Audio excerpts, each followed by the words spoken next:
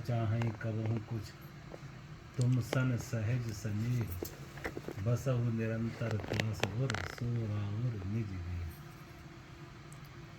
रामचरितमानस में भगवान कह रहे हैं, ऋषि वाल्मीकि भगवान को बता रहे कि ऐसे भक्त के हृदय में रहो, जाए न चाहें कबहु कुछ, जिसकी कोई संसार की मांग नहीं, जाए न चाहें कबहु कुछ, जिसकी संसार की कोई मांग नहीं है, लेकिन भगवान से प्रेम है। तुम सन सहज सनेह, किसी कारण से प्रेम नहीं है, सहज है। बसहु निरंतर तास और, सो राउर मुझे, ऐसे भक्त के हृदय में आप वास करो, भगवान से कहा।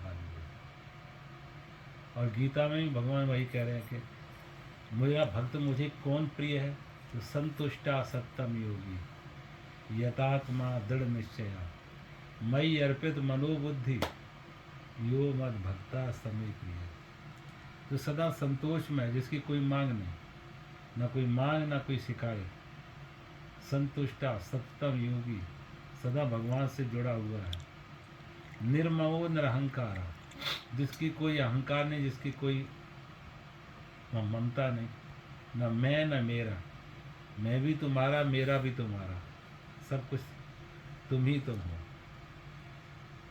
ऐसा भक्त भगवान कहते मुझे प्रिय है। तो बस सारी इस अहंकार को ही भगवान के चरणों में छोड़ दें। प्रभु जो कर रहा है अच्छा करेगा, जो पहले किया सब अच्छा ही किया, और आगे भी जो करेगा अच्छा करेगा, मेरी कोई मांग नहीं, मेरी कोई चाह नहीं। तो जितना ज़्यादा उसके प्रति हम समर्पण में जाएंगे, उतनी भक्ति हमारी सहज हुई। भक्ति कोई क्रिया नहीं है, भाव है कि हमारा जो संसार के साथ आसक्ति है, जुड़ाव था, लगाव था, वो भगवान से हो गया। अब सब कुछ भगवान ही है। मेरो तो गिरधर गोपाल दूसरो न कोई, है ना। अब दूसरा कुछ नहीं, सब कुछ वही है, सब में एक ही है। भक्ति ऐसे सहज हो जाती, और इसी भाव में, इसी भाव भक्ति में कभी चुप बैठे हैं तो वो अपने में ध्यान हो जाता है। इसी भाव, इसी भक्ति में, समर्पण के भाव में बस चुप बैठे हैं, कुछ नहीं किए, अंदर से जागे हुए हैं, अंदर वो उसकी रोशनी है और कुछ नहीं कर रहे, बस बैठे हैं चुप। तो अंदर से कोई विचार नहीं आएगा, अंदर से बिल्कुल खाली हैं, बस बैठे हैं उसके पास। और ये मान के बैठे हैं जैसे कोई बच्चा अपनी माँ की गोद में बैठ जाता, ऐसे ही हम भगवान की गोद में बैठे हुए हैं, भगवान के नज़दीक बैठे।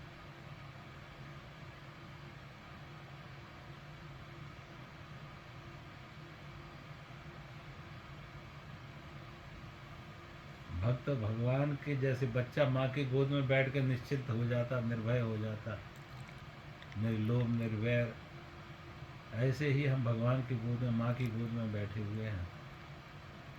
बस कुछ नहीं चाहिए,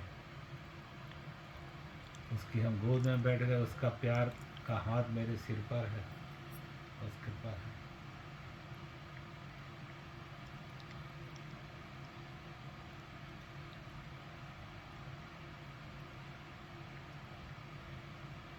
ज्ञान में, ध्यान में तो आदमी कुछ थोड़ी संघर्ष भी होता, क्योंकि मन के साथ बहुत झगड़ा करना पड़ता, बहुत इधर से हटा के उधर लगाना पड़ता। लेकिन भक्त को कुछ नहीं करना पड़ता, तो बस समर्पण हो गया, छूट गया सब, तब भगवान खुद ही संभालते हैं।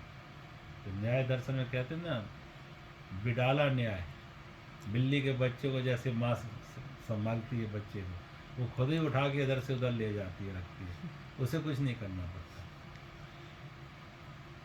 ज्ञानी होता है, कहते मरकट की तरह, बंदर की बच्चे की तरह, वो खुद पकड़ता भगवान को, और जो भक्त है वो बिल्ली के बच्चे की तरह अपने को छोड़ देता, जैसे तेरी रजा में रानी, जैसे चाह मेरा।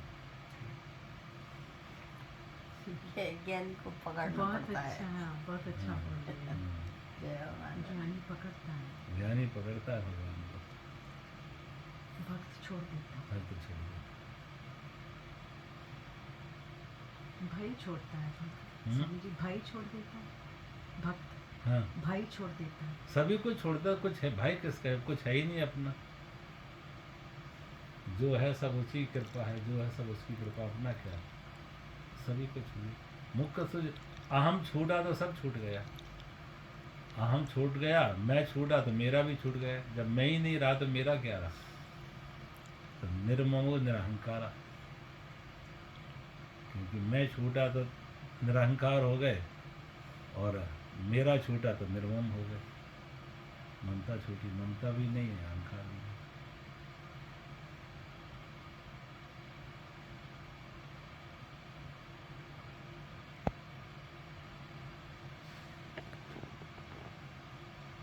ज्ञानियों को अंत में भक्त ही बनना पड़ा। सही बात महाराज जी।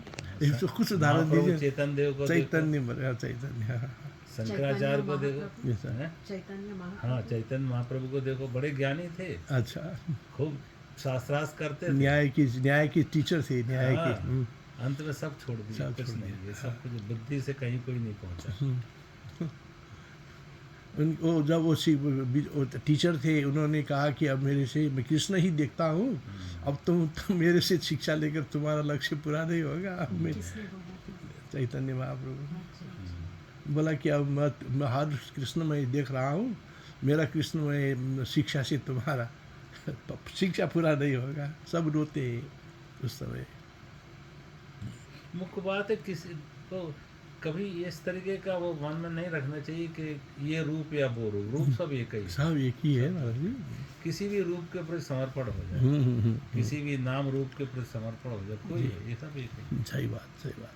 कोई कृष्ण के प्रति हो जाए, राम के प्रति हो जाए, शिव माता के प्रति हो जाए, सब बात एक ही बात है। एक ही है, सब बात एक ही है। वो सब अलग अलग नहीं है। अपनी सुविधा के लिए भगवान ने ये अलग अलग रूप दे दिए, जी जी। लेकिन किसी भी तरह से, जैसे मैंने कहा ना, गंगा पे हम जाते हैं तो जो घाट हमें नहीं दिख पड़ता उसी से चले जाते हैं। घाट अलग अलग हैं, गंगा अलग अलग थोड़ी होती है। गंगा एक ही है, घाटों के नाम अलग हैं, घाटों की बनावट अलग अलग है, है। गंगा तो एक ही है। एक ही है।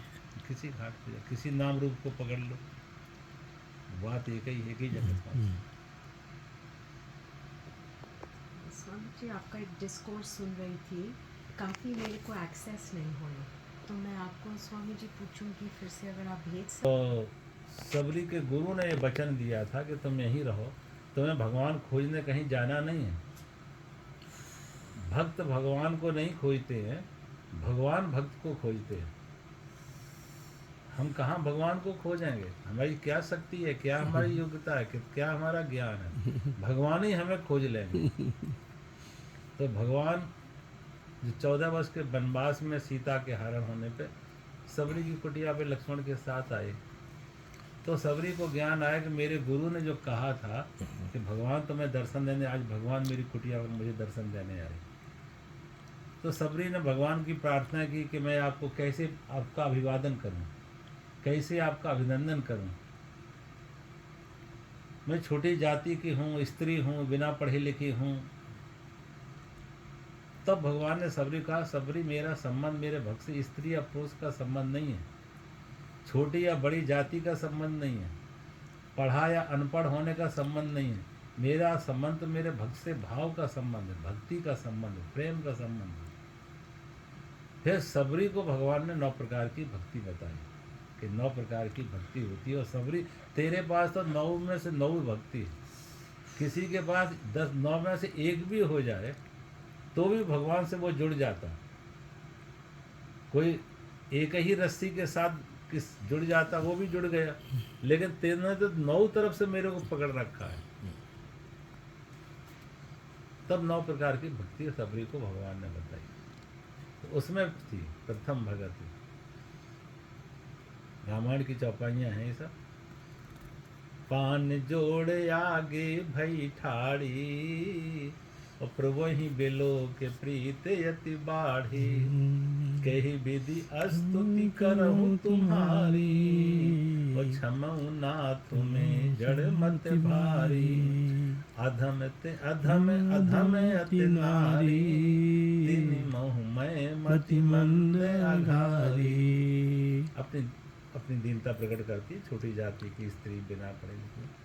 तो कहें रघुपति सुनु भामनी बाता, मानहु एक भगति कर नाता, जात पात कुल धर्म बड़ाई, धन बल परजन गुण चतुराई, भगत हीन नर सोहै कैसे कैसा, बिनु जल बारद देखहि जैसा। तो भगवान ने सब इसका सबरे कह रघुपत सुनु भामनी बाता, मानहु एक भगत ही करना था। मेरे साथ और कोई जाति पाति के संबंध नहीं, मेरे साथ एक भक्ति का भाव का संबंध है, एक ही संबंध है। और किसी के पास धन हो, मान हो, पद प्रतिष्ठा हो, रूप हो, लेकिन भाव भक्ति ना हो, प्रेम ना हो, तो उसका जीवन निरर्थक है, जैसे बादल और बिना जल के। और फिर सबरी को भगवान करे, नवदा भगत कहूँ तो पाई, सावधान सुनु धर मन माही। कहा सबरी मैं तुझे 9 प्रकार की भक्ति बता रहा हूँ, उसे सुनो। क्या है पहली भक्ति? प्रथम भगति संतन कर संगा, दूसरी रतिम कथा प्रसंगा, गुरु पद पंकज सेवा, तीसरी भगति अमान, चौथी भगति मम गुण गण, करई कपट तजि गान। तो भगवान कहते हैं प्रथम भगति संतन कर संगा, पहली भक्ति है संत मिल जाए, संत का संग। और रामचरित मानस में आता है कि बिन हर कृपा मिलई नहीं सकता, अब मोय भाव भरोसा हनुमंता, तो बिन हर कृपा मिलई नहीं सकता। जब भगवान कृपा करते तभी संत मिलते हैं, संत मिले तो मानो भगवान भी मिलेंगे। तो भगवान कहते हैं प्रथम भगति संतन का, पहली भक्ति है कि संत मिल जाए। और कभी भी जीवन में देखो, जिन लोगों ने भी कहीं पहुँचे हैं, किसी की कृपा हुई है, किसी के हम कृपा भाजक बने हैं, किसी ने हाथ पकड़ा है तो हम आगे बढ़ गए। तो प्रथम भगति संतन कर संगा, और दूसरी रति मम कथा प्रसंगा, संत को मिले तो सत्संग मिलेगा, भगवान की ज्ञान मिलेगा, भगवान की कथाएं सुनने को मिलेंगी। तो दूसरी रति मम कथा प्रसंगा, दूसरी भक्ति है भगवान की कथा सुनना। संसार की व्यथा सुनते सुनते संसार से मन जुड़ गया, संसार की चर्चा, संसार की व्यथा, संसार की कथा में संसार से जुड़ गए। अब संसार से हटे तो भगवान की तरफ कैसे मुड़े? हमारा मन भगवान की कथा की तरफ जाए, मन मुड़े। तो दूसरी रति मम कथा, भगवान की कथा सुनो। गुरुपद पंकज सेवा, तीसरी भक्ति है महापुरुषों की सेवा, या समाज सामने जो भी है सामाजिक सेवा, जो भी किसी तरीके सेवा हम किसी को मदद कर सकें, किसी की दुआएं ले सकें, तो गुरुपद पंकज सेवा तीसरी भक्ति है। चौथी भगत मम गुण गण, छाण कपट तज गान।